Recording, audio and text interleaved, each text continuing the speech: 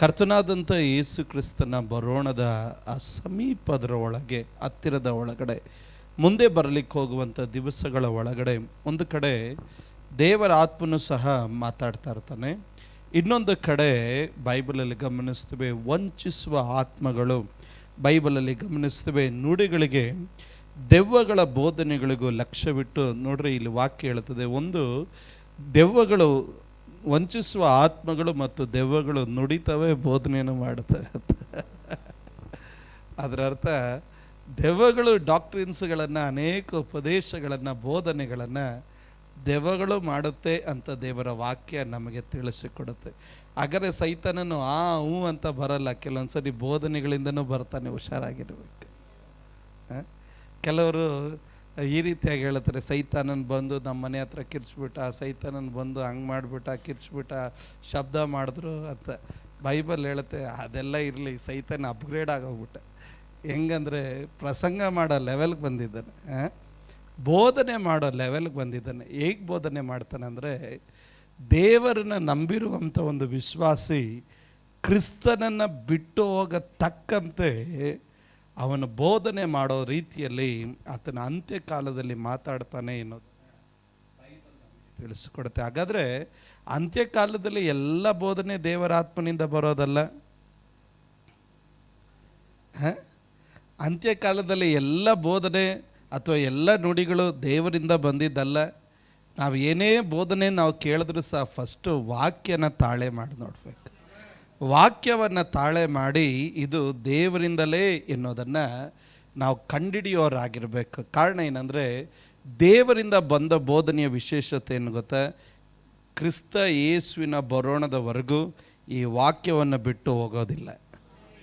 ಯೇಸು ಕ್ರಿಸ್ತನು ಹಿಂತಿರುಗಿ ಬರೋವರೆಗೂ, ಬಂದ ಮೇಲೂ ಸಹ ಈ ವಾಕ್ಯವನ್ನು ಬಿಟ್ಟು ಕರ್ತನಾದಂಥ ಯೇಸು ಕ್ರಿಸ್ತನಾಗಲಿ ಪವಿತ್ರಾತ್ಮನಾಗಲಿ ಆತನು ಬಿಟ್ಟು ಹೋಗೋದಿಲ್ಲ. ಈ ವಾಕ್ಯದಲ್ಲಿ ಇರುವಂಥ ಬೋಧನೆಗಳಲ್ಲಿ ಪರಿಶುದ್ಧಾತ್ಮನಾದಂಥ ದೇವರ ಕ್ರಿಸ್ತನ ಸಭೆ ಏನು ಮಾಡಲ್ಪಟ್ಟಿರುತ್ತಂದರೆ, ಕಟ್ಟುಪಡಲ್ಪಡುತ್ತದೆ, ಅಂದರೆ ಒಳಗೊಂಡಿರುತ್ತದೆ. ಇದನ್ನು ದಾಟಿಕೊಂಡು ಎಂದಿಗೂ ಸಹ ದೇವರಾತ್ಮನಾಗಲಿ ಸತ್ಯವಾದಂಥ ಕ್ರಿಸ್ತನ ಸಭೆಯಾಗಲಿ ದಾಟಿಕೊಂಡು ಹೋಗೋದಕ್ಕೆ ಸಾಧ್ಯ ಇಲ್ಲ. ಅದರಿಂದ ದೇವರ ವಾಕ್ಯದಲ್ಲಿ ನಾವು ಈ ರೀತಿ ಗಮನಿಸ್ತೇವೆ.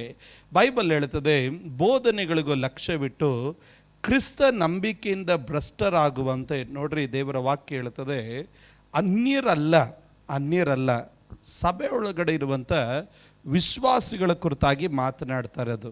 ಸೈತಾನನ ಬೋಧನೆ ಅನ್ಯರಿಗಲ್ಲ, ಸೈತಾನನ ಬೋಧನೆ ಎಲ್ಲಿರೋರಿಗೆ ಬೈಬಲ್ ಹೇಳ್ತದೆ, ಕ್ರಿಸ್ತ ನಂಬಿಕೆಯಲ್ಲಿರೋರು ಭ್ರಷ್ಟರಾಗತಕ್ಕಂತಂದರೆ ದೇವರನ್ನು ತೊರೆದು ಹೋಗತಕ್ಕಂತೆ, ನಂಬಿಕೆಯನ್ನು ತೊರೆದು ಹೋಗತಕ್ಕಂತೆ, ಪರಿಶುದ್ಧತೆಯನ್ನು ತೊರೆದು ಹೋಗತಕ್ಕಂತೆ, ಸೇವೆಯನ್ನು ತೊರೆದು ಹೋಗತಕ್ಕಂತೆ ಸೈತಾನನ ತಾನೇನು ಮಾಡ್ತಾನೆ, ದೆವ್ವಗಳು ಸಹ ನೀವು ಕೇಳಲ್ಪಡುವಂಥ ಬೋಧನೆಗಳಿಗೆ ಸವಾಲೂಡತಕ್ಕಂತೆ, ನೀವು ಬೋಧಿಸಲ್ಪಡುವಂಥ ಬೋಧನೆಗಳನ್ನು ಮರೆ ಮಾಡತಕ್ಕಂತೆ, ಅವನು ಬೋಧನೆಗಳಿಂದ ಉಂಟಾದಂಥ ಕ್ರಿಸ್ತನ ನಂಬಿಕೆಯನ್ನು ತ್ಯಜಿಸಿ ನೀವು ಲೌಕಿಕರಾಗಿ ಮಾರ್ಪಡತಕ್ಕಂತೆ, ಕ್ರಿಸ್ತನ ನಂಬಿಕೆಯನ್ನು ತ್ಯಜಿಸತಕ್ಕಂತೆ ಸೈತಾನನ ತಾನು ಏನು ಮಾಡ್ತಾನೆ, ಉಪದೇಶಗಳನ್ನು, ಬೋಧನೆಗಳನ್ನು ಆತನ ಸಭೆ ಒಳಗಡೆ ಆತನ ತರಲಿಕ್ಕಾಗಿ ಪ್ರಾರಂಭಿಸ್ತಾನೆ.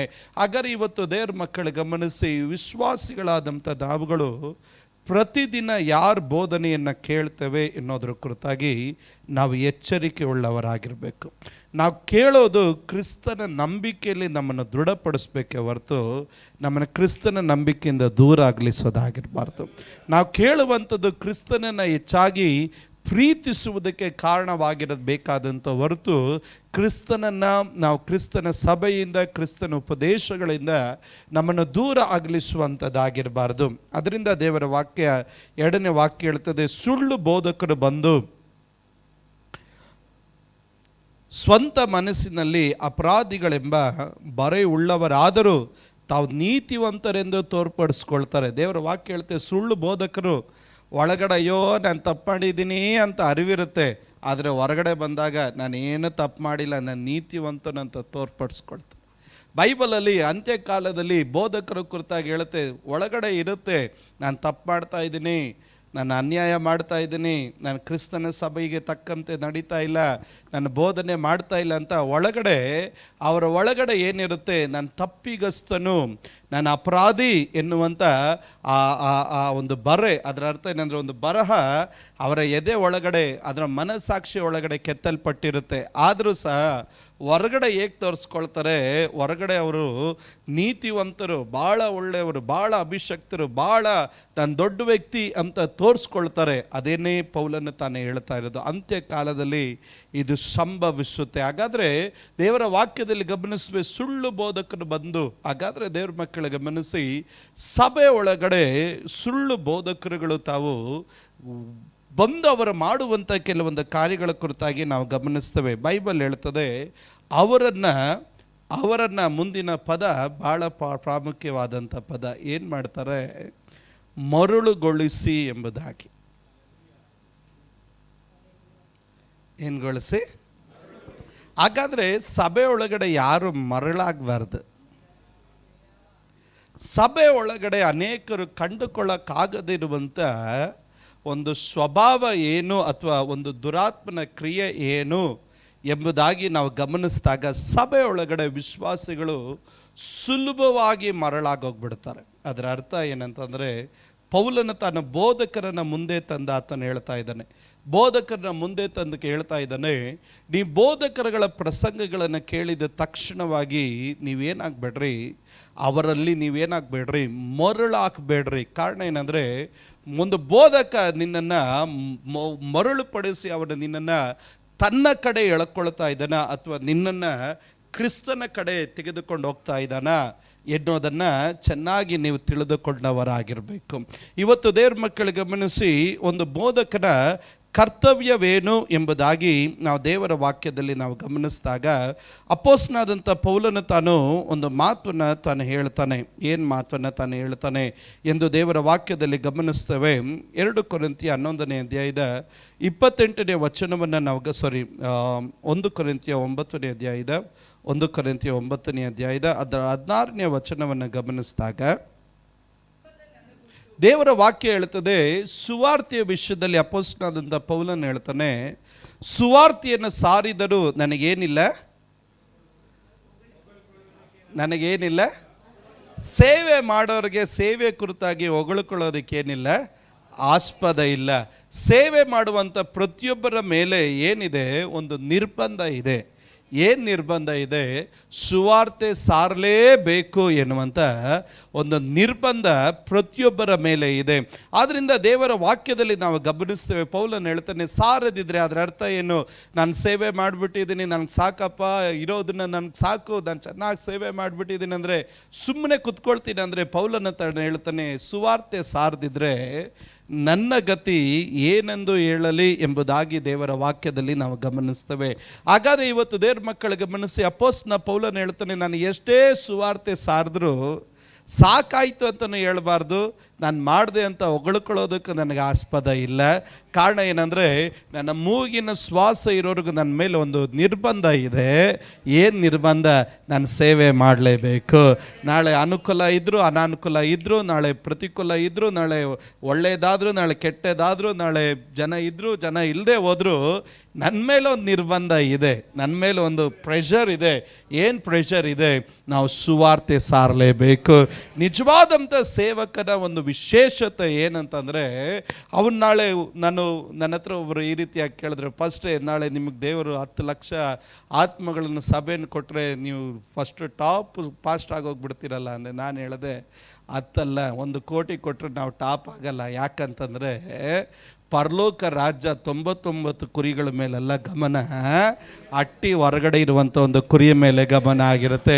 ಕಾರಣ ಏನಂದರೆ, ನಾಳೆ ಸಭೆ ಒಳಗಡೆ 6 ಲಕ್ಷ ಕನ್ನಡದವರೆಲ್ಲರೂ, 6 ಕೋಟಿ ಕನ್ನಡದವರೆಲ್ಲ ಬಂದರೂ ಸಹ ದೇವ್ರು ಹೇಳ್ತಾನೆ, ಕರ್ನಾಟಕ ರಕ್ಷಿತೇವಂತ ಆಯಿತು, ಪಕ್ಕದಲ್ಲಿ ಮಹಾರಾಷ್ಟ್ರ ಸ್ವಲ್ಪ ಗಮನ ಹರಿಸಪ್ಪ, ಅವರು ಪರಲೋಕಕ್ಕೆ ಬರಬೇಕು ಅಂತ ಹೇಳಿ ದೇವರು ಸಂತೋಷ ಪಡ್ತಾನೆ. ಕಾರಣ ಏನಂದರೆ, ನಾಳೆ ದೇವರು ನಮಗೆ 100 ಕೋಟಿ ಆತ್ಮ ಕೊಟ್ಟರು, ಒಂದು ಆತ್ಮ ರಕ್ಷಣೆ ಹೊಂದದಿದ್ದರೆ ದೇವರು 100 ಕೋಟಿ ಆತ್ಮ ಮೇಲೆಲ್ಲ ಗಮನ ಹಟ್ಟಿ ಒಳಗಡೆ ಇರೋ ಕುರಿಗಳ ಮೇಲೆಲ್ಲ ಗಮನ.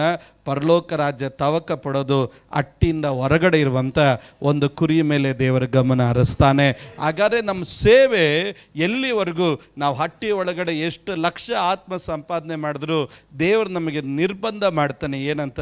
ಹಟ್ಟಿ ಹೊರಗಡೆ ಒಂದು ಕುರಿ ಇದೆ, ಆ ಕುರಿಯನ್ನು ಹುಡುಕೊಂಡೋಗಿ ರಕ್ಷಿಸು, ಸುವಾರ್ತೆ ಸಾರು ಎನ್ನುವಂಥದ್ದು ದೇವರು ನಮಗೆ ತಿಳಿಸಿಕೊಡ್ತಾನೆ. ಆದ್ದರಿಂದಲೇ ಪೌಲನು ಹೇಳ್ತಾನೆ, ನಾನು ಸುವಾರ್ತೆ ಸಾರಿದ್ರೆ, ನಾನು ಎಷ್ಟೇ ಸೇವೆ ಮಾಡಿದ್ರು, ನಾನು ಎಷ್ಟೇ ಸಭೆ ಕಟ್ಟಿದ್ರು, ನನ್ನ ಮುಖಾಂತರ ಎಷ್ಟೇ ಅದ್ಭುತಗಳು ನಡೆದ್ರು ಹೊಗಳ್ಕೊಳ್ಳೋಕೆ ನನಗೆ ಆಸ್ಪದ ಇಲ್ಲ, ಹೊಗಳ್ಕೊಳ್ಳೋದಕ್ಕೆ ಆಸ್ಪದ ಇಲ್ಲ. ಅಲ್ಲಿಗೆ ಮುಗಿಲಿಲ್ಲ. ಇನ್ನು ಭಾಳ ಮಾಡಬೇಕಾಗಿದೆ, ಇನ್ನು ಭಾಳ ನಾವು ತಲುಪಬೇಕಾಗಿದೆ, ಇನ್ನು ಭಾಳ ನಾವು ಕರ್ತನಿಗಾಗಿ ಮಾಡಬೇಕಾಗಿದೆ. ಏನು ಮಾಡಿದ್ದೀವೋ ಅದ್ರ ಕುರಿತಾಗಿ ನಾನು ಸಂತೋಷ ಪಡ್ತಾ ಇದ್ರೆ ಅದರ ಅರ್ಥ ನಾನು ತಪ್ಪು ಮನೋಭಾವನೆಯಲ್ಲಿದ್ದೇನೆ. ನಿಜವಾದಂಥ ಮನೋಭಾವನೆ, ನಾನು ಎಷ್ಟೇ ಮಾಡಿದ್ರು ನನ್ನ ಸೇವೆ ಮುಗಿಲಿಲ್ಲ, ಇನ್ನೂ ಮಾಡಬೇಕಾಗಿದೆ, ಇನ್ನೂ ಓಡಬೇಕಾಗಿದೆ, ಇನ್ನೂ ಏನೋ ದೊಡ್ಡದು ಸಾಧಿಸಬೇಕಾಗಿದೆ ಎನ್ನುವಂಥದ್ದು ಒಂದು ನಿಜವಾದ ಸೇವಕನ ಗುರಿ. ಆದರೆ ಸುಳ್ಳು ಬೋಧಕರ ವಿಶೇಷತೆ ಏನಂತಂದ್ರೆ, ಸಂಪಾದನೆ ಮಾಡಿದ್ದನ್ನೇ ಮರಳುಗೊಳಿಸ್ತಾ ಇರ್ತಾರೆ. ಸಂಪಾದನೆ ಮಾಡಿದ್ದನ್ನ ಫಲ ಕೊಡುವ ಹಾಗೆ ಮಾಡೋದಿಲ್ಲ. ಸಂಪಾದನೆ ಮಾಡಿದ್ದು ಮತ್ತೊಬ್ಬರು ಇವರು ಹೋಗಿ ಸ್ವಾರ್ಥ ಸಾರತಕ್ಕಂತೆ ಶಿಷ್ಯರನ್ನಾಗಿ ಮಾಡೋದಿಲ್ಲ. ಸಂಪಾದನೆ ಮಾಡಿದ್ದನ್ನು ಏನು ಮಾಡ್ತಾರೆ? ಅವರು ಮರಳುಗೊಳಿಸುವುದಕ್ಕಾಗಿ ಪ್ರಾರಂಭಿಸ್ತಾರೆ. ಹಾಗಾದ್ರೆ ಇವತ್ತು ದೇವ್ರ ಮಕ್ಕಳು ಗಮನಿಸಿ, ಅಂತ್ಯ ಕಾಲದಲ್ಲಿ ಉಂಟಾಗುವಂಥ ಒಂದು ಸಭೆಯಲ್ಲಿ ಉಂಟಾಗುವಂಥ ಒಂದು ಕಾರ್ಯ ಏನಂದರೆ, ಮರಳುಗೊಳಿಸುವ ಆತ್ಮಗಳ ಕುರಿತಾಗಿ ಹೆಚ್ಚಾಗಿ ಗಮನ ಹರಿಸುವವರಾಗಿರಬೇಕು. ಒಂದೆರಡು ಕಾರ್ಯಗಳನ್ನು ನಿಮ್ಮ ಮಧ್ಯದಲ್ಲಿ ನಾನು ಓದಲಿಕ್ಕಾಗಿ ನಾನು ಇಷ್ಟಪಡುವವನಾಗಿರ್ತೇನೆ. ದೇವರ ವಾಕ್ಯದಲ್ಲಿ 1 ತಿಮೋಥಿ 5ನೇ ಅಧ್ಯಾಯದ 13ನೇ ವಚನವನ್ನು ಓದಿದಾಗ ನೀವು ಅದನ್ನು ಮನೆಗೆ ಹೋಗಿ ಓದಿಕೊಳ್ಳ್ರಿ. ಅಲ್ಲಿ ದೇವರ ವಾಕ್ಯ ಹೇಳ್ತದೆ, ಇವರು ಮನೆಗಳಿಗೆ ಇವರು ತಿರುಗಾಡುವವರಾಗಿರ್ತಾರೆ. ನಂತರವಾಗಿ 1 ಥೆಸಲೋನಿಕರು ಬರೆದಂಥ ಪತ್ರಿಕೆ ಕಡೆ ನಾ ಪ್ರವೇಶಿಸಿದಾಗ ಅಪೊಸ್ತಲನಾದಂಥ ಪೌಲನು ತಾನು ಈ ರೀತಿ ಹೇಳ್ತಾನೆ. 2ನೇ ಅಧ್ಯಾಯದ 1ನೇ ವಚನದಿಂದ 1 ಥೆಸಲೋನಿಕರು ಬರೆದ ಪತ್ರಿಕೆ 1ನೇ ಅಧ್ಯಾಯದ 1 ಥೆಸಲೋನಿಕರು ಬರೆದ ಪತ್ರಿಕೆ 2ನೇ ಅಧ್ಯಾಯದ 1ನೇ ವಚನದಿಂದ ನಾವು ಓದಿದಾಗ ಅಪೊಸ್ತಲನಾದ ಪೌಲನು ತಾನು ಸ್ವಲ್ಪ ಕೋಪ ಮಾಡ್ಕೊಂಡು ಬೈತಾ ಇದ್ದಾನೆ ಸಭೆಗೆ. ಸ್ವಲ್ಪ ಕೋಪ ಮಾಡ್ಕೊಂಡಿದ್ದಾನೆ, ಸ್ವಲ್ಪ ಬಿಸಿಯಾಗಿದ್ದು ಸಭೆಯನ್ನು ಗದರಿಸ್ತಾ ಇದ್ದಾನೆ. ಏನಂತ ಗದರಿಸ್ತಾ ಇದ್ದಾನೆ ನೋಡ್ರಿ. 2ನೇ ಅಧ್ಯಾಯದ 1ನೇ ವಾಕ್ಯಕ್ಕೆ ಬಂದಾಗ ಆತನು ಹೇಳ್ತಾನೆ, ಸಹೋದರರೇ, ನಾವು ಸುಮ್ಮನೆ ನಿಮ್ಮ ಬಳಿಗೆ ಬರಲಿಲ್ಲವೆಂದು ನಿಮಗೆ ತಿಳಿದಿರೋ ಪ್ರಕಾರ ನಮಗೆ ಫಿಲಿಪ್ಪಿ ಪಟ್ಟಣದಲ್ಲಿ ಹಿಂಸೆಯೂ ಅವಮಾನವೂ ಮೊದಲು ಸಂಭವಿಸಿದರು. ನಾವು ನಮ್ಮ ದೇವರ ಮೂಲಕ ಧೈರ್ಯಗೊಂಡು ಬಹು ವಿರೋಧವನ್ನು ಅನುಭವಿಸುವವರಾಗಿ ನಿಮಗೆ ಸುವಾರ್ತೆಯನ್ನು ತಿಳಿಸಿದ್ದೇವೆ ಎಂಬುದು ನೀವು ಬಲ್ಲಿರಿ.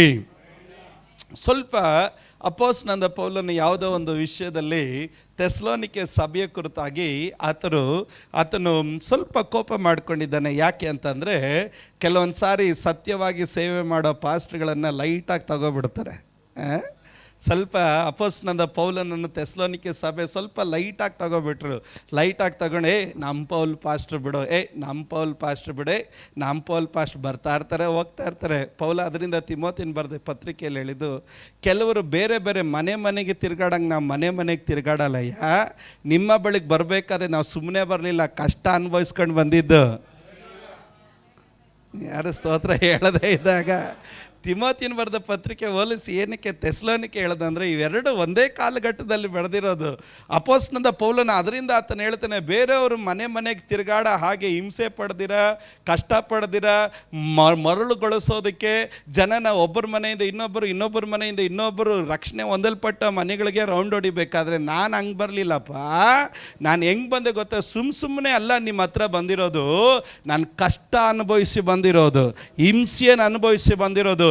ಥೆಸಲೋನಿಕ್ ಬರೋಕ್ಕಿಂತ ಮುಂಚೆ ಫಿಲಿಪ್ಪದಲ್ಲಿ ಎಷ್ಟು ಕಷ್ಟ ಅನುಭವಿಸ್ತೆ ಅಂತ ನಿಮ್ಗೆ ಗೊತ್ತು, ಎಷ್ಟು ಏಟ್ ತಿಂದೆ ಅಂತ ಗೊತ್ತು, ಎಷ್ಟು ಅವಮಾನ ಪಟ್ಟೆ ಅಂತ ಗೊತ್ತು, ಕಲ್ಲೇಟ್ ತಿಂದೆ ಅನ್ನೋದು ಗೊತ್ತು. ಇದನ್ನೆಲ್ಲ ಹೊಂದಿಕೊಂಡೆ ಥೆಸಲೋನಿಕೆ ಸಭೆ ಅಭಿವೃದ್ಧಿ ಆಗಲಿ ಅಂತ ನಾನು ಫಿಲಿಪ್ಪೆ ಸಭೆಯಲ್ಲಿ ಹಿಂಸೆ ಆಯಿತು ಅಂತೇಳಿ, ಫಿಲಿಪ್ಪದಲ್ಲಿ ಪ್ರತಿಕೂಲ ಉಂಟಾಯಿತು ಅಂತೇಳಿ, ಫಿಲಿಪ್ಪದಲ್ಲಿ ಹೋರಾಟ ಬಂತು ಅಂತೇಳಿ ಯೂಟರ್ನ್ ನೋಡ್ಕೊಂಡು ಯೆರೂಸಲೇಮ್ಗೆ ಹೋಗ್ಲಿಲ್ಲ. ನಿಮ್ಮ ಮೇಲೆ ಗಮನ ಒರೆಸ್ಕೊಂಡು ಹಿಂಸೆಗಳ ಮಧ್ಯದಲ್ಲೂ ಅಲ್ಲೊಂದು ಥೆಸಲೋನಿಕೆ ಇದೆ, ಅಲ್ಲಿ ರಕ್ಷಣೆ ಹೊಂದಲಿ ಅಂತ ಹಿಂಸೆಯನ್ನು ಹೊಂದಿಕೊಂಡೇ ನಾನು ಥೆಸಲೋನಿಕೆ ಬಂದಿದ್ದು.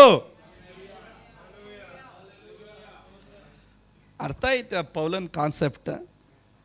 ಅವನು ಹೇಳ್ತಾ ಇದ್ದಾನೆ, ಫಿಲಿಪ್ಪದಲ್ಲಿ ಹಿಂಸೆ ಅನುಭವಿಸ್ಕೊಂಡೆ ನಾನು ಥೆಸ್ಲೋನಿಗೆ ಬಂದಿದ್ದು. ನಾನೇನು ಸುಖ ಸೊಪ್ಪತ್ತಿಗೆಲ್ಲಿ ಬರಲಿಲ್ಲ. ಫಿಲಿಪ್ಪದಲ್ಲಿ ಏಟು ತಿನ್ಕೊ ಬಂದೆ, ಹಿಂಸೆ ಅನುಭವಿಸ್ಕೊಂಡು ಬಂದೆ, ಹೋರಾಟ ಅನುಭವಿಸ್ಕೊಂಡು ಬಂದೆ, ತೆಗಳಿಕೆ ಅನುಭವಿಸ್ಕೊಂಡು ಬಂದೆ. ಅದನ್ನು ಅನುಭವಿಸ್ಕೊಂಡು ಬಂದು ನಿಮ್ಮ ಹತ್ರ ಬಂದಾಗ ನೀವು ನನ್ನನ್ನು ಲೈಟಾಗಿ ತಗೋಬಿಟ್ರೆ ನನಗೆ ಹೆಂಗೆ ಅನಿಸ್ಬೇಕು? ಸುಖದ ಸೊಪ್ಪತ್ತಿಗೆಯಲ್ಲಿ ನಾನು ಸೇವೆ ಮಾಡ್ತಾ ಇಲ್ಲ. ನಾನು ಏಟು ತಿನ್ಕೊಂಡು ಸೇವೆ ಮಾಡ್ತಾ ಇರೋದು, ಹಸುವಿನಿಂದ ಸೇವೆ ಮಾಡ್ತಾ ಇರೋದು, ಹೋರಾಟದಲ್ಲಿ ಸೇವೆ ಮಾಡ್ತಾ ಇರೋದು, ಅವಮಾನದಲ್ಲಿ ಸೇವೆ ಮಾಡ್ತಾ ಇರೋದು, ನಾನು ಇಕ್ಕಟ್ಟಲ್ಲಿ ಸೇವೆ ಮಾಡ್ತಾ ಇರೋದು, ಪ್ರತಿಕೂಲ ಅನುಭವಿಸಿ ಸೇವೆ ಮಾಡ್ತಾ ಇರೋದು ಅಂತ ನನ್ನನ್ನು ನೀವು ತುಂಬ ಲೈಟಾಗಿ ತಗೋಬಿಟ್ರೆ ಹೆಂಗಪ್ಪ ಥೆಸಲೋನಿಕೆ ಸಭೆ ಅಂತ ಹೇಳಿ ಅವನು ಹೇಳ್ತಾನೆ. ಕೆಲವೊಂದು ಸಾರಿ ಕಷ್ಟ ಬಿದ್ದು ಸೇವೆ ಮಾಡೋ ಪಾಸ್ಟ್ಗಳನ್ನು ಲೈಟಾಗಿ ತಗೋಬೇಡ್ರಿ ಅಂತ. ಎಲ್ಲ ಪಾಸ್ಟ್ಗಳ ಥರ ಇವರು ಅಂತ. ಮರನ ಕಂಡುಹಿಡಿಬೇಕಾದ್ರೆ ಅದರ ಫಲದಿಂದ ಕಂಡುಹಿಡಿಬೇಕು. ಮರ ಫಲ ಜಾಸ್ತಿ ಇದೆಯಾ ಅದರ ಅರ್ಥ ಅದಕ್ಕೆ ಕಲ್ಲೇಟ್ ಜಾಸ್ತಿ ಇರುತ್ತೆ. ಎಲ್ಲ ಪಾಸ್ಟ್ಗಳ ಥರ ಈ ಪಾಸ್ಟ್ ಅಲ್ಲ, ಸ್ವಲ್ಪ ಫಲ ಜಾಸ್ತಿ ಇದೆಯಂದರೆ ಹಿಂಸೆಯನ್ನು ಅನುಭವಿಸಿ ಇಲ್ಲಿವರೆಗೂ ಬಂದಿರೋದು ಅನ್ನೋದನ್ನು ಚೆನ್ನಾಗಿ ತಿಳಿದುಕೊಂಡಿರಬೇಕು. ನೀವು ಯಾರು ಸ್ತೋತ್ರ ಹೇಳದೇ ಇದ್ದಾಗ. 3ನೇ ವಾಕ್ಯದಲ್ಲಿ ಗಮನಿಸ್ತೇವೆ. ಯಾಕೆಂದರೆ ನಮ್ಮ ಬೋಧನೆ ಅಬದ್ಧವಲ್ಲ, ಅಶುದ್ಧವಲ್ಲ, ಮೋಸವಲ್ಲ. ದೇವರು ನಮ್ಮನ್ನು ಯೋಗ್ಯರೆಂದು ಎಣಿಸಿ ಸುವಾರ್ತೆಯನ್ನು ನಮ್ಮ ವಶಕ್ಕೆ ಒಪ್ಪಿಸಿದ್ದಾನಲ್ಲ ಎಂದು ಯೋಚಿಸುವವರಾಗಿ ಮನುಷ್ಯರನ್ನ ಮೆಚ್ಚಿಸಬೇಕೆನ್ನದೆ ಹೃದಯವನ್ನು ಪರಿಶೋಧಿಸುವ ದೇವರನ್ನೇ ಮೆಚ್ಚಿಸಬೇಕೆಂದು. ಇದು ನಿಜವಾದ ಸೇವಕನ ಹೃದಯದ ವಾಕ್ಯ. ನಿಜವಾದ ಸೇವಕನ ಹೃದಯದ ವಾಕ್ಯ ಯಾವುದು? ಏನಿದು ಹೃದಯದ ವಾಕ್ಯ? ಆತನು ಹೇಳ್ತಾನೆ, ನಮ್ಮ ಸೇವೆಯಲ್ಲಿ ಏನಿಲ್ಲ ಅಬದ್ಧ ಇಲ್ಲ, ಸುಳ್ಳಿಲ್ಲ. ನಮ್ಮ ಸೇವೆಯಲ್ಲಿ ಏನಿಲ್ಲ ಅಶುದ್ಧ ಇಲ್ಲ.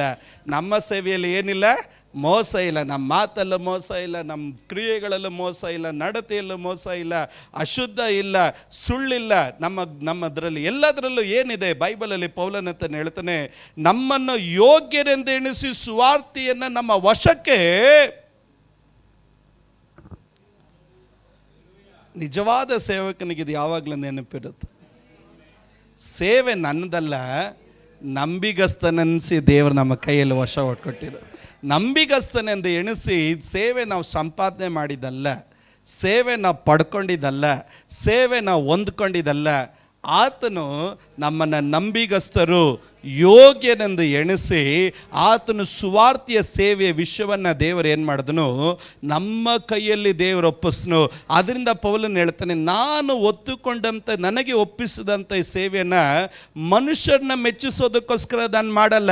ನನ್ನ ಕೈಯಲ್ಲಿ ಒಪ್ಪಿಸಿದಂಥ ಸೇವೆಯನ್ನು ಅದರಲ್ಲಿ ಸುಳ್ಳು ಬರೋಕ್ಕೆ ನಾನು ಬಿಡಲ್ಲ, ಅದರಲ್ಲಿ ಅಶುದ್ಧ ಬರೋಕ್ಕೆ ಬಿಡಲ್ಲ, ನಾನು ಅದರಲ್ಲಿ ಮೋಸ ಬರೋಕ್ಕೆ ಬಿಡಲ್ಲ. ಕಾರಣ ನಾನು ಈ ಸೇವೆಗೆ ಯೋಗ್ಯನಲ್ಲ, ಸೇವೆಗೆ ನನ್ನ ಯೋಗ್ಯನಾಗಿ ಮಾಡಿರೋ ದೇವರು ಈ ಸೇವೆ ಕೊಟ್ಟ ಮೇಲೆ ಈ ಸೇವೆ ಒಳಗಡೆ ಮೋಸ ಬರಲ್ಲ, ಈ ಸೇವೆ ಒಳಗಡೆ ಅಶುದ್ಧ ಬರಲ್ಲ, ಈ ಸೇವೆ ಒಳಗಡೆ ಸುಳ್ಳು ಬರೋದಕ್ಕೆ ನಾನು ಅನುಮತಿ ಕೊಡೋದಿಲ್ಲ.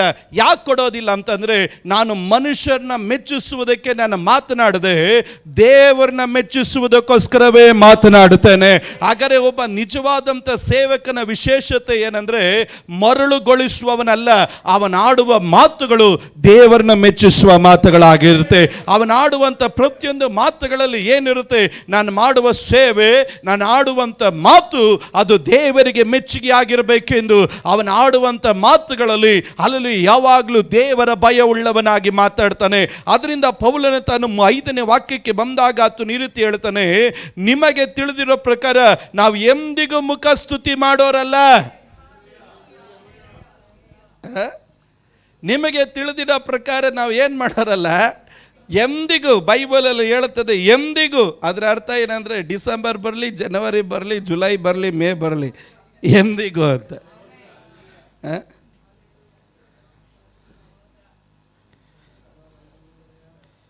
ನಾವು ಎಂದಿಗೂ ಮುಖಸ್ತುತಿ ಮಾಡುವವರಲ್ಲ, ಮುಖಸ್ತುತಿ ಮಾಡುವವರಾಗಿ ಕಾಣಬಂದಿಲ್ಲ. ಮತ್ತು ದ್ರವ್ಯಾಶೆಯನ್ನು ಮರೆ ಮಾಡುವುದಕ್ಕಾಗಿ ವೇಷ ಹಾಕೊಂಡವರಲ್ಲ, ಇದಕ್ಕೆ ದೇವರೇ ಸಾಕ್ಷಿ ಎಂಬುದಾಗಿ. ಆತನು ಉಪಯೋಗಿಸುವಂಥ 2 ಪದ, ಒಂದು ಮುಖಸ್ತುತಿ ಮಾಡಲಿಲ್ಲ, ಎರಡನೇದಾಗಿ ದ್ರವ್ಯಾಶೆಯನ್ನು ಮರೆ ಮಾಡೋದಕ್ಕೆ, ಹಣದಾಸೆಯನ್ನು ಮರೆ ಮಾಡೋದಕ್ಕೆ ವೇಷವನ್ನು ಸಹ ಹಾಕ್ಕೊಂಡವರಲ್ಲ ನಾವು. ಇದಕ್ಕೆ ಯಾರು ಸಾಕ್ಷಿ? ಇದಕ್ಕೆ ದೇವರೇ ಸಾಕ್ಷಿ. 6ನೇ ವಾಕ್ಯ ಹೇಳ್ತದೆ, ಇದಲ್ಲದೆ ನಾವು ಕ್ರಿಸ್ತನ ಅಪೊಸ್ತಲರಾಗಿರುವುದರಿಂದ ನಮಗೆ ಗೌರವವನ್ನು ಕೊಡಬೇಕೆಂದು ಹೇಳಬಹುದಾಗಿದ್ದರೂ ಮನುಷ್ಯರಿಂದ ಬರುವ ಮಾನವನ್ನು ನಿಮ್ಮಿಂದಾಗಲಿ ಇತರರಿಂದಾಗಲಿ ಅಪೇಕ್ಷಿಸತಕ್ಕವರಲ್ಲ.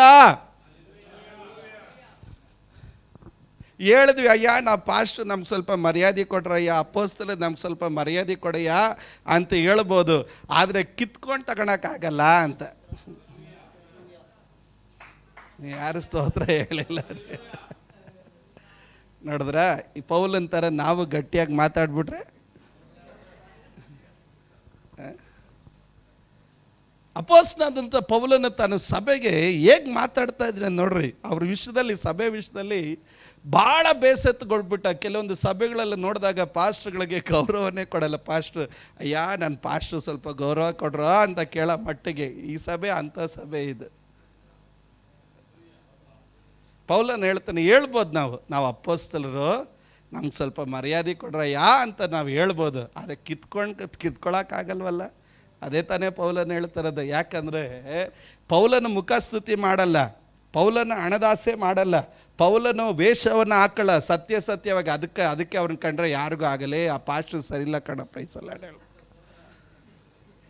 ವೇಷ ಹಾಕೊಳ್ಳೋರನ್ನ ಕಂಡ್ರೆ ಹಂಗೆ ಅಡ್ಡ ಬಿದ್ದುಬಿಡ್ತಾರೆ. ದೇವ್ರಪ್ಪ ನೀನು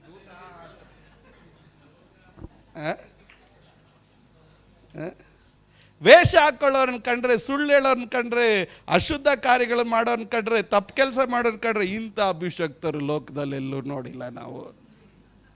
ಇವ್ರ ವಾಟ್ಸಪ್ಗಳಲ್ಲೂ, ಇವರು ಸ್ಟೇಟಸ್ಗಳಲ್ಲೂ, ಇವ್ರು ಇನ್ಸ್ಟಾಗ್ರಾಮ್ನಲ್ಲೂ ಇವರೇ ಇರ್ತಾರೆ. ಆದರೆ ಸತ್ಯ ಬೋಧಕ್ಕೆ ನೀನು ಮಾಡ್ತಾರೆ ತಪ್ಪು ಅಂದರೆ ಅವ್ರಿಗೆ 5 ಪೈಸೆನೂ ಮರ್ಯಾದೆ ಕೊಡ. ಅದೇ ಸಿಚುವೇಶನ್ ಪೌಲನ್ಗೆ. ಇದು ಈ ಕಾಲದಲ್ಲ, ಆ ಕಾಲದಲ್ಲೂ ಇದ್ದಿದ್ದೇ ಇದು.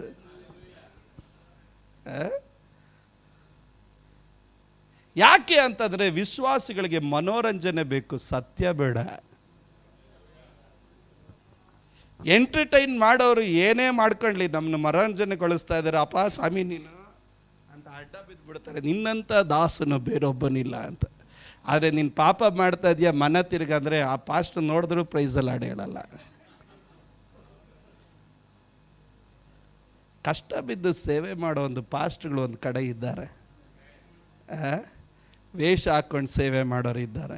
ವಿಶ್ವಾಸಿಗಳು ಬೇಗ ಬೀಳೋದು ಯಾರು ಗೊತ್ತಾ? ವೇಷ ಹಾಕ್ಕೊಂಡವ್ರಿಗೆ. ಅದರಿಂದಲೇ ಪೌಲನ್ ಹೇಳ್ತಾರದು, ದೆವ್ವದ ಬೋಧನೆಗೆ ಕಿವಿಗೊಡ್ತಾರೆ. ಅಂದರೆ ವೇಷ ಹಾಕ್ಕೊಂಡವ್ರಿಗೆ ಸುಲಭವಾಗಿ ಮರಳಾಗ್ತಾರೆ. ಅದರಿಂದಲೇ ಸ್ನಾನಿಕನಾದ ಯೋಹನನಿಗೆ ವೇಷನೂ ಇಲ್ಲ, ಭಾಷೆನೂ ಇಲ್ಲ.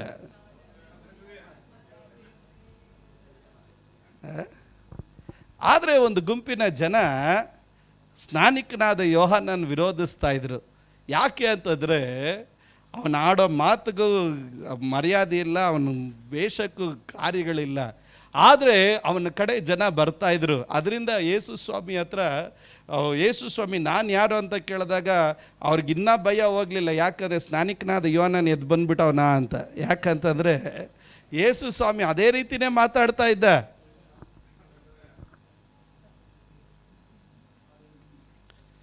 ಸಭೆ ಒಳಗಡೆ ಮರಳುಗೊಳಿಸುವಂಥ, ವೇಷ ಹಾಕಿಕೊಳ್ಳುವಂಥ ಕಾರ್ಯಗಳನ್ನು ಕಂಡಿಡಿದು ಗದರಿಸ್ಬೇಕು. ಇವತ್ತು ಅನೇಕ ಸಭೆಗಳು ಎಲ್ಲಿ ಬಿದ್ದೋಗ್ತಾ ಇದೆ ಅಂತಂದರೆ ವೇಷದ ಹಾದಿಯಲ್ಲಿ ಬಿದ್ದೋಗ್ತದೆ. ವೇಷಕ್ಕೆ ಮರಳಾಗ್ತಾರೆ, ಸತ್ಯಕ್ಕೆ ಅವರು ನಿಂತುಕೊಳ್ತಾ ಇಲ್ಲ. ನಾನು ಒಂದು ಕಾರ್ಯ ಹೇಳ್ತೇನೆ, ವೇಷಗಳು ಕಳಚಿ ಬೀಳುತ್ತೆ, ಸತ್ಯನೇ ದೃಢವಾಗಿ ನಿಲ್ಲುತ್ತೆ. ವೇಷಗಳು ಕಳಚಿ ಬೀಳುತ್ತೆ, ಸತ್ಯವೇ ದೃಢವಾಗಿ ನಿಲ್ಲುವಂಥದ್ದು. ಅದರಿಂದಲೇ ಅಪೊಸ್ತಲನಾದಂಥ ಪೌಲನು ತಾನು ಮುಂದಿನ ಅನೇಕ ಕಾರ್ಯಗಳನ್ನು ತಾನು ಹೇಳ್ಕೊಂಡು ಬರ್ತಾನೆ. ಹೇಳ್ಕೊಂಡು ಬಂದಾಗ 9ನೇ ವಚನದಿಂದ ಬಂದಾಗ ಅದು ಸಮಯ ಜಾಸ್ತಿ ಹೋಗ್ತಾ ಇರೋದ್ರಿಂದ 1-2 ಕಾರ್ಯ ಬೇಗ ನಾನು ಹೇಳ್ಬಿಡ್ತೇನೆ. ನೋಡ್ರಿ, ಅಲ್ಲಿ ದೇವರ ವಾಕ್ಯ ಹೇಳ್ತದೆ, ಸಹೋದರರೇ, ನಾವು ನಿಮ್ಮ ಮೇಲೆ ಯಾರ ಮೇಲೆಯೂ ಭಾರ ಹಾಕಬಾರದೆಂದು ಹಗಲಿರುಳು ದುಡಿದು ಜೀವನ ಮಾಡಿಕೊಳ್ಳುತ್ತಾ ದೇವರ ಸುವಾರ್ತೆಯನ್ನು ನಿಮಗೆ ಸಾರಿದೆವು. ಆ ನಮ್ಮ ಕಷ್ಟವೂ ಪ್ರಯಾಸವು ನಿಮ್ಮ ನೆನಪಿನಲ್ಲಿ ಇರುವುದಷ್ಟೇ. ನಂಬುವರಾದ ನಿಮ್ಮ ವಿಷಯದಲ್ಲಿ ನಾವು ಎಷ್ಟು ಶುದ್ಧರಾಗಿ, ನೀತಿವಂತರಾಗಿ, ನಿರ್ದೋಷಿಗಳಾಗಿ ನಡೆದುಕೊಂಡು ಎಂಬುದಕ್ಕೆ ನೀವು ಸಾಕ್ಷಿಗಳು, ದೇವರು ಸಾಕ್ಷಿ. ತಂದೆ ತನ್ನ ಮಕ್ಕಳಿಗೆ ಹೇಗೋ ಹಾಗೆ ನಾವು ನಿಮ್ಮಲ್ಲಿ ಪ್ರತಿಯೊಬ್ಬನಿಗೆ ಬುದ್ಧಿ ಹೇಳುತ್ತಾ ಧೈರ್ಯ ಪಡಿಸುತ್ತಾ. ಈ ವಚನವನ್ನು ನೋಡ್ರಿ, ನಿಜವಾದ ಸೇವಕನ ಒಂದು ಗುಣಲಕ್ಷಣ. ಏನು ನಿಜವಾದ ಸೇವಕನ ಗುಣಲಕ್ಷಣ? ಮುಂದಿನ ವಾಕ್ಯ ಹೇಳ್ತದೆ, ತಂದೆಯು ತನ್ನ ಮಕ್ಕಳಿಗೆ ಹೇಗೋ ಹಾಗೆ ನಾವು ನಿಮ್ಮಲ್ಲಿ ಪ್ರತಿಯೊಬ್ಬನಿಗೆ ಬುದ್ಧಿ ಹೇಳುತ್ತಾ ಧೈರ್ಯ ಪಡಿಸುತ್ತಾ ತನ್ನ ರಾಜ್ಯ ಪ್ರಭಾವಗಳಲ್ಲಿ ಪಾಲ್ಗಾರಾಗೋದಕ್ಕೆ ಕರೆಯುವ ದೇವರಿಗೆ ಯೋಗ್ಯರಾಗಿ ನೀವು ನಡೆಯಬೇಕೆಂದು ಖಂಡಿತವಾಗಿ ಹೇಳುತ್ತಾ ಇದ್ದೇನೆಂಬುದು ನಿಮಗೆ ತಿಳಿದದೆ ಎಂಬುದಾಗಿ ಪೌಲನು ತಾನು ಹೇಳ್ತಾ ಇದ್ದಾನೆ. ನಿಜವಾದಂಥ ಸೇವಕನ ವಿಶೇಷತೆ ಅವನ ವೇಷ ಆಗೋದಿಲ್ಲ. ಆತನು ತನ್ನ ಸಭೆಯ ಮಕ್ಕಳಿಗೆ ಅವನು ತಂದೆಯಾಗಿರ್ತಾನೆ. ತಂದೆಯಾಗಿದ್ದು ಏನು ಹೇಳ್ತಾನೆ? ಬುದ್ಧಿಯನ್ನು ಹೇಳೋದಕ್ಕಾಗಿ ಪ್ರಾರಂಭಿಸ್ತಾನೆ. ಏನಕ್ಕಾಗಿ ಬುದ್ಧಿ ಹೇಳ್ತಾ ಇದ್ದಾನೆ? ಆತನು ಹೇಳ್ತಾ ಇದ್ದಾನೆ, ನೀವೆಲ್ಲ ದೇವರ ರಾಜ್ಯದ ಪ್ರಭಾವವನ್ನು ಹೊಂದಿಕೊಂಡವರಾಗಿ ನೀವು ಎಲ್ಲಿಗೆ ಬರಬೇಕು ಗೊತ್ತಾ? ಆ ಪರಲೋಕದ ಬೀದಿಯಲ್ಲಿ ನೀವು ಬರಬೇಕು ಎಂದು ಪೌಲನ ತನ್ನ ಸಭೆಯ ಕುರಿತಾಗಿ ಉದ್ದೇಶ ಪಡ್ತಾ ಇದ್ದಾನೆ. ನಾನು ಒಂದು ಕಡೆ ಮಾತಾಡಬೇಕಾದ್ರೆ ಒಬ್ಬರು ನನ್ನ ಹತ್ರ ಈ ರೀತಿಯಾಗಿ ಕೇಳಿದ್ರು, ಪಾಸ್ಟ್ರೇ, ಸತ್ಯವೇದ ಗ್ರಂಥದಲ್ಲಿ ನ್ಯಾಯ ತೀರ್ಪು ಇದೆ, ಸತ್ಯವೇದ ಗ್ರಂಥದಲ್ಲಿ ಕೃಪೆ ಇದು ಇದೆ, ನೀವು ಏನು ಹೇಳ್ತೀರಪ್ಪ ಅಷ್ಟೇ, ದೇವರಿಗೆ ಇಷ್ಟವಾದದ್ದು ಯಾವುದು ಅಂತ. ನಾನು ಅವ್ರಿಗೊಂದೇ ಒಂದು ಮಾತು ಹೇಳಿದೆ, ದೇವರಿಗೆ ಇಷ್ಟ ಇರುವಂಥ ಒಂದೇ ಒಂದು ಕಾರ್ಯ, ಒಬ್ಬನು ನರಕಕ್ಕೆ ಹೋಗಬಾರ್ದು, ಪ್ರತಿಯೊಬ್ಬನು ದೇವರ ರಾಜ್ಯದ ಚಿನ್ನದ ಬೀದಿಯಲ್ಲಿ ಇರಬೇಕು ಎನ್ನೋದು ದೇವರ ಚಿತ್ತ. ದೇವರು ನರಕವನ್ನು ಇಷ್ಟಪಡೋದಿಲ್ಲ. ಯಾಕೆ ಅಷ್ಟು ನರಕವನ್ನು ಇಷ್ಟಪಡೋದಿಲ್ಲ ಅಂದರೆ, ದೇವರು ನರಕವನ್ನು ಮನುಷ್ಯರಿಗಾಗಿ ದೇವರು ಮಾಡಲಿಲ್ಲ. ದೇವರು ನರಕವನ್ನು ದುರಾತ್ಮನಗಳಿಗಾಗಿ, ಸೈತಾನನಿಗಾಗಿ ದೇವರು ಮಾಡಿದ್ದು. ಮನುಷ್ಯರಿಗಾಗಿ ದೇವರು ಏನು ಮಾಡಿದ್ದು? ಮನುಷ್ಯರಿಗಾಗಿ ದೇವರು ಮಾಡಿದ್ದು ಪರಲೋಕ. ಈ ಪರಲೋಕವನ್ನು ಪ್ರತಿಯೊಂದು ಮನುಷ್ಯನು ತನ್ನ ಸ್ವಾಧೀನ ಮಾಡಿಕೊಳ್ಬೇಕೆನ್ನುವ ಉದ್ದೇಶದೊಟ್ಟಿಗೆ ತಂದೆಯಾದ ದೇವರು ತನ್ನ ಏನು ಮಾಡಿದನು? ತನ್ನ ಏಕ ಕುಮಾರನಾದಂಥ ಕರ್ತನಾದಂಥ ಯೇಸು ಕ್ರಿಸ್ತನನ್ನು ನಮಗಾಗಿ ಆತನು ಯಜ್ಞಾರ್ಪಿತನಾಗಿ ಕೊಟ್ಟು ಆತನ ಸಮಸ್ತವನ್ನೇ ನಮಗೆ ದಾರಿ ಎಳೆದ. ಏನಕ್ಕಾಗಿ ಅಂದರೆ, ನೀವೆಲ್ಲ ಎಲ್ಲಿ ಬರಬೇಕು? ಆ ಪರಲೋಕ ರಾಜ್ಯದ ಬೀದಿಯಲ್ಲಿ ನಿಮ್ಮ ಪಾದ ಇಡಬೇಕು ಎನ್ನುವುದೇ ದೇವರ ಉದ್ದೇಶ. ಆದರೆ ಮನುಷ್ಯ ತಾನು ಏನು ಮಾಡ್ತಾನೆ? ದೇವರು ಸಿದ್ಧ ಮಾಡಿರುವಂಥ ಆ ಶ್ರೇಷ್ಠವಾದಂಥ ಔತಣ ತಂದೆಯ ಮನೆಯನ್ನು, ದೇವರ ರಾಜ್ಯವನ್ನು ಆತನ ಮರೆತವನಾಗಿ ತನ್ನ ನಡೆಯಲು ನುಡಿಯಲು ತನ್ನ ಕ್ರಿಯೆಗಳಲ್ಲೂ ತಾನು ಎಲ್ಲಿಗೆ ಹೋಗ್ತಾ ಇದ್ದಾನೆ ಅಂದರೆ, ನರಕವನ್ನೇ ಆತನ ಆರಿಸ್ಕೊಳ್ತಾ ಇದ್ದಾನೆ. ನರಕವನ್ನು ಏನಕ್ಕೆ ಆರಿಸ್ಕೊಳ್ತಾ ಇದ್ದಾನೆ ಅಂತಂದರೆ, ಆ ಪರಲೋಕ ರಾಜ್ಯದ ಮಹತ್ವ ಆತನ ಗೊತ್ತಿಲ್ಲ. ಆ ನರಕದಲ್ಲಿ ಉಂಟಾಗುವ ಕಾವಿನ ಕುರಿತಾಗಿ ಅವನಿಗೆ ಅರಿವಿಲ್ಲ.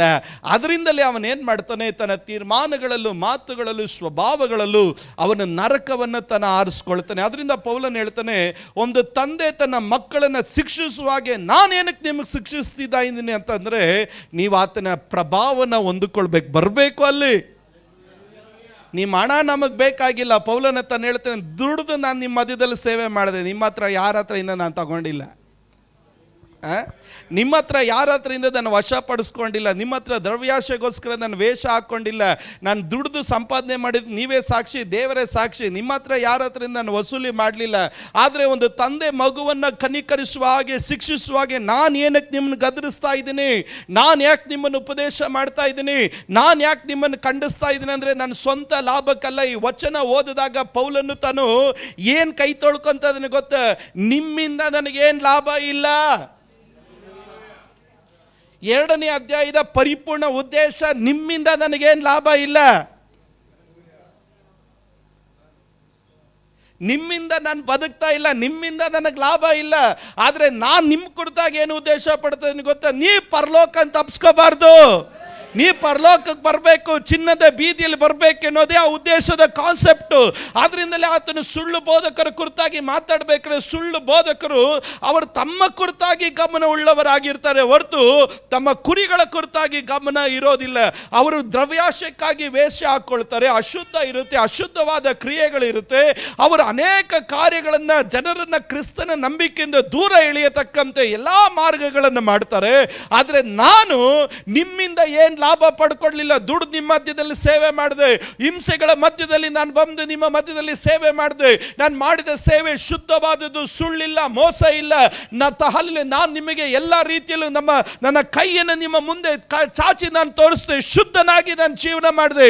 ಯಾಕೆ ಅಂತಂದ್ರೆ ಒಂದೇ ಒಂದು ಉದ್ದೇಶ, ನಾನು ಒಂದು ತಂದೆಯಾಗಿ ನೀವು ಮಕ್ಕಳಾಗಿ ನನ್ನ ಒಂದೇ ಒಂದು ಉದ್ದೇಶ, ನೀವು ಒಬ್ಬರು ನರಕಕ್ಕೆ ಹೋಗಬಾರ್ದು, ನೀವೆಲ್ಲರೂ ದೇವರ ರಾಜ್ಯದ ಪ್ರಭಾವವನ್ನು ಹೊಂದಿಕೊಳ್ಳಬೇಕು. ಅದಕ್ಕಾಗಿ ನಾನು ನಿಮ್ಮನ್ನು ಖಂಡಿಸ್ತೇನೆ, ಅದಕ್ಕಾಗಿ ನಿಮ್ಮನ್ನು ನಾನು ಗದರಿಸ್ತೇನೆ, ಆದರೆ ನೀವು ನನಗೇನೇ ಕೊಡಲ್ಲ, ಗೌರವನೇ ಕೊಡಲ್ಲ ಅಂತ. ಕೆಲವೊಂದು ಸಾರಿ ಪಾಸ್ಟ್ಗಳು ಚಿಂತೆ ಮಾಡ್ತಾರೆ, ನಾನು ಪಾಸ್ಟ್ರು, ನನಗೆ ಯಾರು ಗೌರವನೇ ಕೊಡಲ್ಲ ಅಂತ. ಗೌರವ ಕೊಡಲ್ಲ ಅಂದರೂ ಸೇವೆ ಮಾಡೋದು ನಿಲ್ಲಿಸಬಾರ್ದು. ಕಾರಣ ಕೆಲವ್ರಿಗೆ ಚಿಂತೆ ನಮ್ಮಿಂದಲೇ ಪಾಸ್ಟ್ರು ಅಂತ. ಕೆಲವೊಂದು ಸಾರಿ ನಮಗೂ ಅನಿಸ್ಬಿಡುತ್ತೆ, ಈ 2ನೇ ಅಧ್ಯಾಯ ಗಟ್ಟಿಯಾಗಿ ಅವ್ರ ಮುಂದೆ ಓದ್ಬಿಡ್ಬೇಕು ನೋಡಿ ಸರಿ ಅಂತ. ಆದರೆ ಟೈಮ್ ಸಿಗಲ್ಲ. ಕೆಲವರು ಮನಸ್ಥಿತಿ ಹಂಗೆ ಇರುತ್ತೆ, ನಮ್ಮಿಂದನೇ ಪಾಸ್ಟಿಂದಲ್ಲ ನಾವು ಅಂತ. ಪೌಲನ್ ಹೇಳ್ತಾನೆ, ನಿಮ್ಮಿಂದ ನಾನಲ್ಲ, ನನ್ನಿಂದ ನೀವು ಅಂತ. ನಾನು ನಿಮ್ಗೇನು ಬೋಧನೆ ಮಾಡ್ತೀನಿ ಅಂದರೆ, ನೀವು ಪ್ರಭಾವ ಹೊಂದ್ಕೋಬೇಕು, ನೀವು ತೇಜಸ್ಸನ್ನು ಹೊಂದ್ಕೋಬೇಕು, ನೀವು ಮಹಿಮೆಯನ್ನು ಹೊಂದ್ಕೋಬೇಕು. ಅದು ನನ್ನ ಉದ್ದೇಶ ಅಂತ. ಸ್ತೋತ್ರ. ನಂಗೆ ಅನ್ಸ್ಮಟ್ಟಿಗೆ ನೀವು ಯಾರಿದು ಎಕ್ಸ್ಪೆಕ್ಟ್ ಮಾಡಿರಲ್ಲ ಇವತ್ತು, ಪಾಸ್ಟಿಗೂ ಹೇಳ್ಬಿಡ್ತಾರ ಅಂತ. ಇರಲಿ, ಮುಂದಿನ ವಾಕ್ಯದ ಕಡೆ ನಾನು ಹೋಗ್ಲಿಕ್ಕಾಗಿ ನಾನು ಇಷ್ಟಪಡ್ತೇನೆ. ಇನ್ನೊಂದು 10 ನಿಮಿಷದಲ್ಲಿ ನಿಲ್ಲಿಸ್ಬಿಡ್ತೀನಿ. ಒಂದನೇದಾಗಿ, ಸಭೆಯೊಳಗಡೆ ಮರಳುಗೊಳಿಸುವ ವಿಷಯಗಳಲ್ಲಿ ಎಚ್ಚರಿಕೆ ಆಗಿರಬೇಕು. ಸಭೆಯೊಳಗಡೆ ಭೇದಗಳಾಗಲಿ, ಪಕ್ಷಗಳಾಗಲಿ, ಸಭೆಗಳ ಒಳಗಡೆ ನಾನು ಅಪೋಲೋನು, ನಾನು ಪೌಲನ ಕಡೆ, ನಾನು ಪೇತ್ರನ ಕಡೆ ಎನ್ನುವಂಥ ಗುಂಪುಗಾರಿಕೆ ಉಂಟಾದರೆ ಅದು ಮರಳುಗೊಳಿಸುವ ಆತ್ಮ ಏನಾದರೂ ಕುರಿತಾಗಿ ಎಚ್ಚರಿಕೆ ಆಗಿರಬೇಕು. ಆದರೆ ದೇವರ ಆತ್ಮನ ವಿಶೇಷತೆ, ನಾವೆಲ್ಲರೂ ಒಂದೇ ಆತ್ಮನಿಗೆ ಸೇರಲ್ಪಟ್ಟವರು, ನಮಗೆಲ್ಲರಿಗೊಬ್ಬನೇ ತಂದೆ, ನಮಗೆಲ್ಲರಿಗೊಬ್ಬನೇ ದೇವರು. ಎರಡನೇದಾಗಿ, ಸಭೆ ಒಳಗಡೆ ಕ್ರಿಯೆ ಮಾಡುವಂಥ ಕಾರ್ಯಗಳು. ನಾವು ಓದಲ್ಪಟ್ಟಂಥ ಪತ್ರಿಕೆಯಲ್ಲಿ ಓದಲ್ಪಟ್ಟಂಥ ಪ್ರಕಾರ ಅನೇಕ ವಿಧವಾದಂಥ ರೀತಿಯಲ್ಲಿ ಕಾಂಪ್ರಮೈಸನ್ನು ಮಾಡತಕ್ಕಂತೆ ಸುಳ್ಳನ್ನು ತರುವವರಾಗಿರ್ತಾರೆ.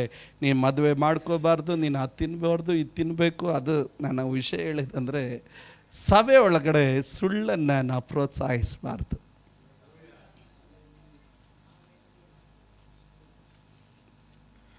ಇನ್ನೊಂದು ಸರಿ ಹೇಳ್ತೀನಿ, ಸಭೆ ಒಳಗಡೆ ಸುಳ್ಳನ್ನು ನಾವು ಪ್ರೋತ್ಸಾಹಿಸಬಾರ್ದು.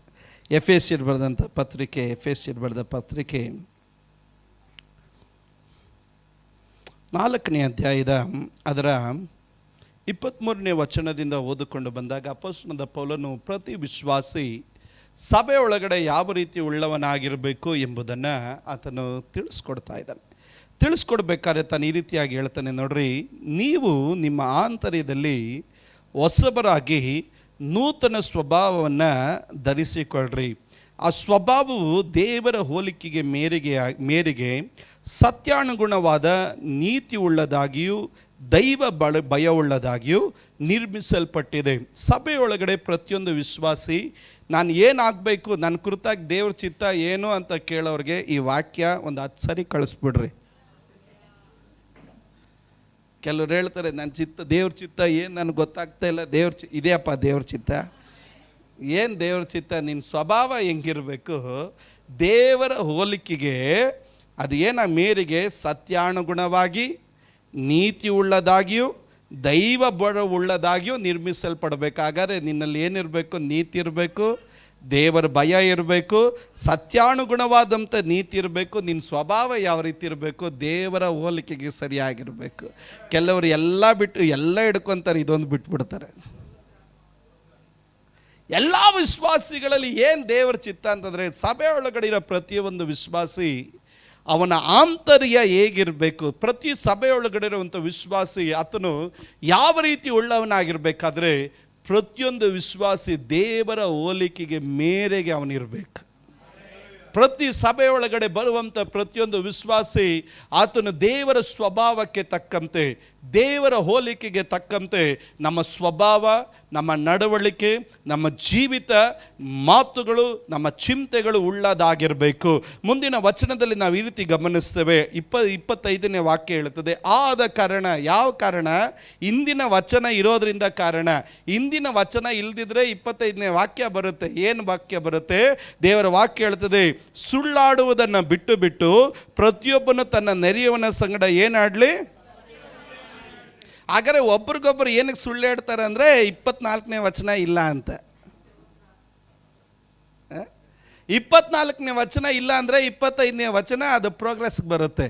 25ನೇ ವಚನ ನೆರವೇರಬಾರ್ದು ಅಂದರೆ 24ನೇ ವಚನ ನಮ್ಮ ಜೀವನ ಆಗಿರ್ಬೇಕು.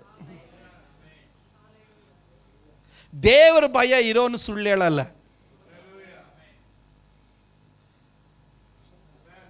ಇನ್ನೊಂದ್ಸಲಿ ಹೇಳ್ಬಿಡ್ತೀನಿ. ದೇವರ ಭಯ ಇರೋನೇನು ಹೇಳಲ್ಲ, ಸುಳ್ಳು ಹೇಳೋದಿಲ್ಲ. ಬೈಬಲ್ ಹೇಳ್ತದೆ, ಅವನು ದೇವರ ಹೋಲಿಕೆಗೆ ಉಳ್ಳವನು, ಸತ್ಯಕ್ಕೆ ಅನುಗುಣವಾಗಿ ನೀತಿ ಉಳ್ಳವನಾಗಿರ್ತಾನೆ. ಆದ್ದರಿಂದ ದೈವ ಭಯ ಉಳ್ಳವನಾಗಿರೋದ್ರಿಂದ ದೇವರ ಭಯ ಉಳ್ಳವನು, ದೇವರ ಚಿತ್ತದ ಪ್ರಕಾರ ತನ್ನ ಜೀವಿತ ರೂಪಿಸಲ್ಪಟ್ಟು ತನ್ನ ಪ್ರಾಣ ಆತ್ಮ ಶರೀರ ರೂಪಿಸಲ್ಪಟ್ಟವನು 25ನೇ ವಾಕ್ಯ ಅವನ ಜೀವನದಲ್ಲಿ ಬರೋಕ್ಕೆ ಸಾಧ್ಯ ಇಲ್ಲ. ಯಾಕಂದ್ರೆ 24ನೇ ವಾಕ್ಯ ಅವನ ಜೀವನ. ಏನ್ ಜೀವನ? ನಾನು ದೇವರ ಭಯದಲ್ಲಿ ನಿರ್ಮಿಸಲ್ಪಟ್ಟವನು, ಸತ್ಯಕ್ಕೆ ಅನುಗುಣವಾಗಿ ನೀತಿ ಉಳ್ಳವನಾಗಿ ನಾನು ಜೀವಿಸುವವನ ಆಂತರ್ಯದಲ್ಲಿ ನಾನು ಹೊಸಬನಾದಂಥ ವ್ಯಕ್ತಿ. ಆದ್ರಿಂದ 25ನೇ ವಚನದಲ್ಲಿ ಪೌಲನು ಹೇಳ್ತಾನೆ, 24ನೇ ವಚನ ನಿಮ್ಮ ಜೀವನ ಆಗಿರೋದ್ರಿಂದ 25ನೇ ವಚನದಲ್ಲಿ ಆದ ಕಾರಣ ನೀವು ಏನು ಮಾಡಬೇಡ್ರಿ, ಸುಳ್ಳಾಡುವುದನ್ನು ಬಿಟ್ಟು ಬಿಟ್ಟು ಪ್ರತಿಯೊಬ್ಬನ ಸಂಗಡ ನೀವೇನಾಡಬೇಕು, ಪ್ರತಿಯೊಬ್ಬನ ಸಂಗಡ ಏನಾಡಬೇಕು. ವರ್ಷ ಮುಗೀತಾ ಇದೆ, ನಿಜವಾದ ಒಂದು ಸತ್ಯ ಮಾತಾದ್ರೆ ಹೇಳ್ರಿ. ಪ್ರತಿಯೊಬ್ಬರ ಸಂಗಡ ನಾವು ಏನು ಆಡ್ಬೇಕು, ನಾವು ಸತ್ಯವನ್ನೇ ಆಡಬೇಕು. ಯಾಕೆ ಸತ್ಯವನ್ನು ಆಡ್ತೀವಿ ಅಂದರೆ 24ನೇ ವಾಕ್ಯ ನಮ್ಮ ಜೀವನ, ನಮ್ಮ ವಿಶ್ವಾಸ ಜೀವಿತ, ನನ್ನ ಆತ್ಮಿಕವಾದ ಜೀವಿತ, ನನ್ನ ಸಭೆಯ ಜೀವಿತ, ನನ್ನ ಕ್ರಿಸ್ತನ ಜೀವಿತ 24ನೇ ವಚನ. 24ನೇ ವಚನ ಆಗಿದ್ರೆ 25ನೇ ವಚನದಲ್ಲಿ ನಮ್ಮ ಜೀವನದಲ್ಲಿ ಅದು ನಾವು ಮಾಡಲ್ಲ. ಏನು ಮಾಡಲ್ಲ? ಸಭೆ ಒಳಗಡೆ ಆಗಲಿ, ಕುಟುಂಬದ ಒಳಗಡೆ ಆಗಲಿ, ನಾವು ಎಲ್ಲೇ ಹೋದರೂ ಒಬ್ಬರಿಗೊಬ್ಬರು ನಾವು ಏನು ಆಡೋದಿಲ್ಲ, ಸುಳ್ಳನ್ನು ಆಡೋದಿಲ್ಲ. ಕಾರಣ ಏನಂದರೆ ಇವತ್ತು ಸಭೆ ಒಳಗಡೆ ಏನಿದೆ ಭಾಳ ಅಂತಂದರೆ ಸುಳ್ಳು ಜಾಸ್ತಿ. ಅದೊಂದು ವೈರಸ್ ಆಗಿ ಒಳೊಳಗೇನೆ ಇದೆ. ಅದನ್ನು ಕಂಡಿಡಿಯಕ್ಕೆ ಯಾರ ಕೈಯಲ್ಲಿ ಆಗ್ತಾ ಇಲ್ಲ. ಯಾಕೆ ಆಗ್ತಾ ಇಲ್ಲ ಅಂದರೆ 24ನೇ ವಚನ ಯಾರು ಇಲ್ಲ.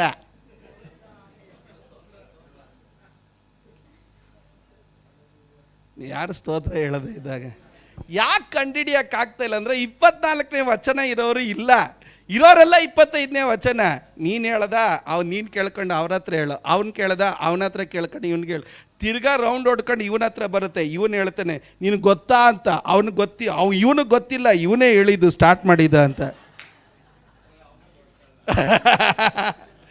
ರೌಂಡ್ ಹೊಡ್ಕೊಂಡು ಎಲ್ಲಿ ಬಂತು? ಇವನ ಹತ್ರನೇ ಬಂತು. ಯಾಕೆ ಬಂತು ಅಂತಂದರೆ ಒಬ್ಬರಿಗೊಬ್ಬರು ಏನು ಆಡ್ತಾ ಇದ್ದಾರೆ, ಸುಳ್ಳು ಆಡ್ತಾ ಇದ್ದಾರೆ, ಸತ್ಯ ಆಡ್ತಾ ಇಲ್ಲ. ಸುಳ್ಳು ಹೇಳುವ ಆ ಥರ ಸುವಾರ್ತೆ ಸಾರಕ್ಕಿಲ್ಲ. ಸಭೆ ಒಳಗಡೆ ನಾವು ಚಿಕ್ಕ ಚಿಕ್ಕ ವಿಷಯಗಳಲ್ಲೂ, ಚಿಕ್ಕ ಚಿಕ್ಕ ಕಾರ್ಯಗಳಲ್ಲೂ ನಾವು ಸತ್ಯವನ್ನು ಮಾತನಾಡುವುದನ್ನು ನಿಲ್ಲಿಸ್ಬಿಟ್ರೆ ಒಬ್ಬರಿಗೊಬ್ಬರು ಸುಳ್ಳು. ಯಾವ ವಿಷಯ? ಚಿಕ್ಕ ಚಿಕ್ಕ ವಿಷಯ. ಯಾವ ಚಿಕ್ಕ ಒಬ್ಬರಿಗೊಬ್ಬರು ಅವ್ರ ವಿಷಯ ಇವ್ರ ವಿಷಯ ಅವ್ರು ಮಾಡೇ ಇರಲ್ಲ, ನೀನು ಮಾಡದೆ ಅಂತ ಹೇಳಿ ಅವ್ರ ಬಗ್ಗೆ ಇನ್ನೊಂದು ಕಾರ್ಯ ಅವ್ರಿಗೆ ಗೊತ್ತೇ ಇರಲ್ಲ. ಅವ್ರಿಗೆ ಗೊತ್ತಾ ಅಂತ ಅವ್ರಿಗೆ ಗೊತ್ತಿಲ್ದಿರೋ ವಿಷಯನ ಅದನ್ನು ಹೇಳ್ಕೊಂಡು ಮನಸ್ಸಿಗೆ ಬಂದಿದ್ದು. ನಾನೊಂದು ಕಾರ್ಯ ಹೇಳ್ತಾನೆ, ನಿಮ್ಗೆ ಗೊತ್ತಿಲ್ದಿರೋ ವಿಷಯನ ಮಾತಾಡೋಕ್ಕೆ ಹೋಗ್ಬೇಡ್ರಿ, ಗೊತ್ತಿಲ್ದಿರೋ ವಿಷಯನ ಕೇಳಕ್ಕೆ ಹೋಗ್ಬೇಡ್ರಿ. ಅದು ಸಭೆ ಒಳಗಡೆ ಇರುವಂಥ ಒಂದು ದುರಾತ್ಮನ ಕ್ರಿಯೆ ಅದು. ಕಾರಣ 24ನೇ ವಚನವನ್ನು ನಿಮ್ಮ ಜೀವನದಲ್ಲಿ ತಿಂದು ಬಿಡ್ತಾ ಇದೆ. ಅದು 24ನೇ ವಚನ ನಮ್ಮ ಜೀವನ ಆಗಿರಬೇಕು. 24ನೇ ವಚನ ನಮ್ಮಲ್ಲಿ ನೆರವೇರಬೇಕಾದ್ರೆ ನಾವು 25ನೇ ವಚನ ನಮ್ಮ ಹತ್ರ ಬಂದಾಗ ನಾವು ಅದನ್ನು ಎಂಟರ್ಟೈನ್ ಮಾಡಬಾರ್ದು, ನಾವು ಪ್ರೋತ್ಸಾಹಿಸಬಾರ್ದು, ನಾವು ಅದನ್ನು ಕೇಳಕ್ಕೆ ಹೋಗಬಾರ್ದು, ನಾವು ಅದನ್ನು ಅಂಗೀಕರಿಸಕ್ಕೆ ಹೋಗಬಾರ್ದು. ಕಾರಣ ಏನಂದರೆ ಸಭೆಯೊಳಗಡೆ ವ್ಯಾಪರಿಸುವಂಥ ಮತ್ತೊಂದು ಕ್ರಿಯೆ ಅದು ಸುಳ್ಳು ಹೇಳುವಂಥ ಆತ್ಮ. ಜನರನ್ನು ಏನು ಮಾಡುತ್ತೆ? ಸುಳ್ಳು ಹೇಳೋದಕ್ಕೆ ಪ್ರೇರೇಪಿಸುತ್ತೆ. ಬೈಬಲ್ ಹೇಳ್ತದೆ, ಸುಳ್ಳಾಡುವವರು ಅವರು ಸೈತಾನನ ಮಕ್ಕಳು ಅಂತ ದೇವರ ವಾಕ್ಯ ಹೇಳ್ತದೆ. ಅದರ ಅರ್ಥ ಸಭೆಯೊಳಗೆ, ಉದಾಹರಣೆಗೆ ನಮ್ಮ ಸಭೆಯಲ್ಲಿ ಯಾರೂ ಇಲ್ಲ ಸೋತ್ರಪ್ಪ, ನಮ್ಮ ಸಭೆಯಲ್ಲಿರೋರೆಲ್ಲ ಸತ್ಯವಂತರೇ ಸೋತ್ರ. ಉದಾಹರಣೆಗೆ ನಾನು ಹೇಳ್ತೀನಿ, ಉದಾಹರಣೆಗೆ ಈಗೋ ಹಿಂದ್ಗಡೆಯಿಂದ ಸುಳ್ಳಾಡ್ಕೊ ಬಂದರೆ ಎಲ್ಲ ಸುಳ್ಳು 100 ಜನ ಇದ್ದಾರೆ, ಎಲ್ಲ ಸುಳ್ಳಾಡಿದ್ರು. ಈಗ 100 ಜನ ಬಂದು ಹೇಳ್ತಾರೆ ನಾವೆಲ್ಲ ದೇವ್ರ ಮಕ್ಕಳು ಅಂತ. ಒಳಗಡೆ ಏನ ಬರ್ದಿರೋದು? ದೊಡ್ಡ ಸುಳ್ಳುಗಾರ ಅಂತ. ಆಗ 100 ಜನ ಸಭೆ ಒಳಗಡೆ ಇರೋ 100 ಜನ ಸುಳ್ಳುಗಾರರೆಲ್ಲ ಸೈತಾನ್ ಮಕ್ಕಳಾಗಾರೆ. ಸೈತಾನ್ ಮಕ್ಕಳು ದೇವರನ್ನ ಆರಾಧನೆ ಮಾಡ್ತಾರೆ. ನೋಡ್ರಿ, ಸ್ವಲ್ಪ ಗಟ್ಟಿ ಆಯ್ತಲ್ಲ. 24ನೇ ವಚನ ನಮ್ಮ ಜೀವನ. 24ನೇ ವಚನ ನಮ್ಮ ಜೀವನವಾಗಿರಬೇಕು. ಸಭೆ ಒಳಗಡೆ ಇವತ್ತು ಅನೇಕರು ಅದನ್ನು ಕಂಡಿಡಿದು ಗದರಿಸೋಕ್ಕಾಗ್ತಾ ಇಲ್ಲ. ಈ ಕಾಲಘಟ್ಟದಲ್ಲಿ ದೇವರು ನಮಗೆ ಅದನ್ನು ಕೃಪೆಯನ್ನು ದೇವರು ದಯಪಾಲಿಸಲಿ. ಖಂಡಿಸಬೇಕಾದನ್ನು ಖಂಡಿಸತಕ್ಕಂತೆ, ಗದರಿಸಬೇಕಾದನ್ನು ಗದರಿಸತಕ್ಕಂತೆ ಈ ದಿವಸಗಳಲ್ಲಿ ಸತ್ಯ ಸೇವಕರಾಗಿ ದೇವರ ಮುಂಭಾಗದಲ್ಲಿ ನಿಂತುಕೊಳ್ಳೋದಕ್ಕೆ ಕರ್ತನು ತಾನೇ ನಮಗೆ ಕೃಪೆಯನ್ನು ದಯಪಾಲಿಸಲಿ.